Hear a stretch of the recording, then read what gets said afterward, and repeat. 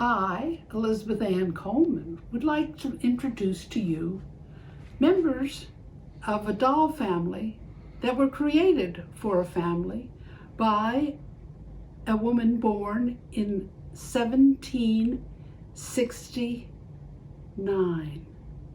She died in 1865. A long life in New England winters.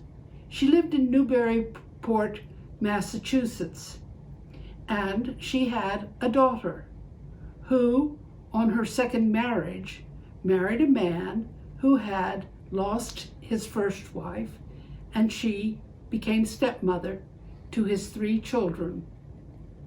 And she got her mother to make dolls for the 3 stepchildren, 2 girls and a boy.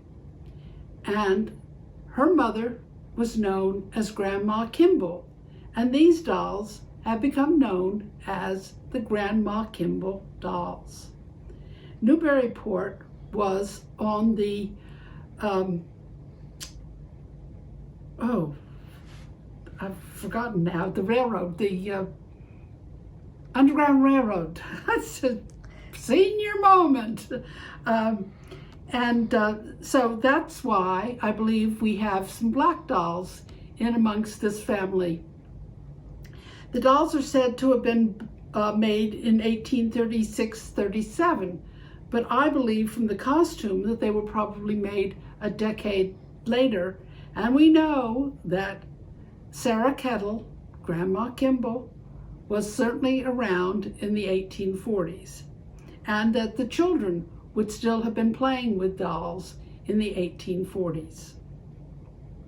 And I think it's very interesting that we have 3 dolls that probably reflect the family's association with the Underground Railroad. Now, the black dolls all have black crepe, silk crepe faces, and are embroidered. The little girl holds a white-faced doll, and the little boy has a birch bark bucket in his hand. The 2 dolls here on the left-hand side are a husband and wife, and he still in the 1840s, as an older gentleman, is wearing costume clothing that we would associate with the century earlier, the 18th century. But it was common for men particularly to dress, if they were of an older age, in the clothes that they wore as young men. And he's got breeches, knee breeches, and he also has a tri-cornered hat. His wife is more up to date in her clothing. Now, to me, the 2 maiden aunts are the jewels in the crown of creativity. And I think that they are some of the best American folk art dolls that I have ever seen. If you look at their faces, you wonder why they look so drawn in. We are not used to seeing people who don't have a tooth in their head. These 2 ladies certainly did not have a tooth in their head. They're absolutely toothless. So there we have the dolls of Grandma Kimble, and I hate to say it, but I'll say it again. As a family grouping, I think they are some of the best examples of American folk art dolls from the mid-19th century.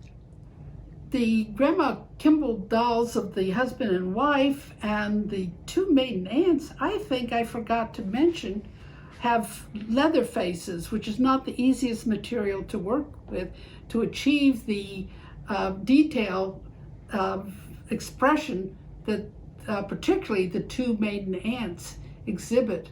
And that's a real triumph for Sarah Kettle, alias Grandma Kimble, or AKA Grandma Kimble.